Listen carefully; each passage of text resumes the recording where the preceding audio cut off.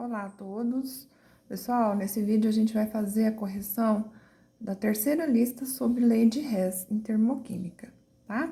Então, vamos lá, vamos ver as equações.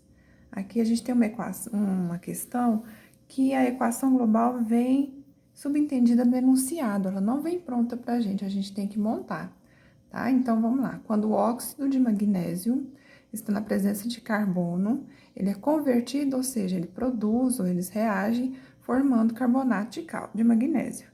Então, dadas as entalpias de formação, a gente calcular o ΔH.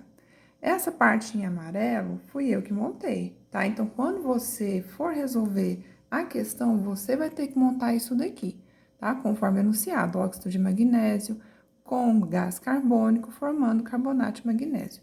Essas três são as nossas três etapas, tá bem? E aí, a gente tem aqui as opções de respostas, né? Quais são as possibilidades? Bom, então, vamos lá, vamos às equações. Aqui a gente tem a equação global, a primeira, a segunda e a terceira. Então, vamos conferir. MgO, que está aqui na parte dos reagentes, vejam, veio do lado do produto. Então, essa equação aqui eu vou ter que inverter, né? Mesma coisa com CO2, tem que vir antes da seta do lado dos reagentes e tá aqui no lado dos produtos. Então, também vou inverter essa equação, certo? Por último, o MgCO3 tá aqui do lado certo, confere, então a gente não mexe na terceira reação. Então, vamos lá. Aqui eu tenho a primeira invertida, já com ΔH mudado, a segunda, também com ΔH mudado, e a terceira. Agora, nós vamos cancelar aqueles que são iguais, estão em lados opostos. Então, eu cancelo o Mg sólido com Mge, cancelo o Cgraf com Cgraf, ficou um pouquinho claro, né? Mas acho que dá pra gente ver. Cgraf com Cgraf. E aqui, olha, eu tenho meia molécula de oxigênio mais uma, do mesmo lado da seta, né? Aqui, depois da seta que é no lado do produto. Aqui no lado do reagente, eu tenho 3 meios. Então, como proceder nessa parte? Eu vou fazer o mínimo múltiplo comum dessas equações. Então, vai ficar 1/2 desse aqui de cima, mais uma molécula inteira que eu tenho aqui embaixo, né? Então, tirando o mínimo disso, a gente vai ter meio sobre 2, igual a 3 meios. Então, essas duas somadas dá 3 meios, que é a quantidade exata que a gente vai cancelar aqui embaixo, tá? Então, aqui a gente tem a equação global que sobrou depois que fizemos os cancelamentos, a qual confere exatamente como equação global, tá? ΔH, a gente tem mais 602, mais 394 e menos 1096. Então, somando aqui os que são iguais, diminuindo, colocando o sinal do maior, a gente tem como resultado menos 100, que é a letra B, é uma reação exotérmica, certo? Vamos para a próxima, então. Número 2. Então, a gente tem lá falando sobre o benzeno, que é um importante solvente para a indústria química, né? É obtido a partir da trimetização do acetileno. Vamos ver a reação. Essa é a nossa reação. Esse é o acetileno, esse é o benzeno que é produzido, tá? Para chegar nessa equaçãozinha aí, a gente tem duas etapas, duas grandes etapas. Então, vamos trabalhar com as etapas, né, para a gente descobrir qual é a variação da entalpia. Resposta esperada para nós aqui é menos 150, tá? Então, vamos lá. Eu tenho aqui minha equação global, a primeira e a segunda. Gente, então vejam comigo, olha, C2H2 está do lado certo, mas eu tenho 3 mols, 3 moléculas, então eu vou ter que multiplicar toda essa equação, inclusive o ΔH, por 3. A segunda, C6H6, teria que estar do lado produto e veio aqui, do lado reagente. Então, essa equação a gente inverte, tá? Então, aqui as duas equações já resolvidas, né? 3C2H2, vejam que 3 vezes 5, pessoal, dá 15. Então, aqui vai ficar 15 meios, tá? 3 vezes 2 fica 6, e 3 vezes 1 molécula de água fica 1. O ΔH menos 930. A segunda equação a gente inverteu só, né? O ΔH aqui já foi alterado, beleza. Vamos cancelar. Eu cancelo CO2 com CO2, 3 moléculas de água com 3 moléculas de água, e olha só, o número deu grande, mas é exatamente a quantidade para cancelar o oxigênio. Copiamos o que sobrou, C2H2, C6H6. Baixa com a global, beleza. ΔH, a gente tem aqui menos 930 com 780, diminuindo, a gente vai obter menos 150 cacau como resposta. Número 3. Aplicando a lei de Hess, determina a entalpia. Então, a gente tem aqui a equação global e vamos ter 3 etapas para chegar nessa global, certo?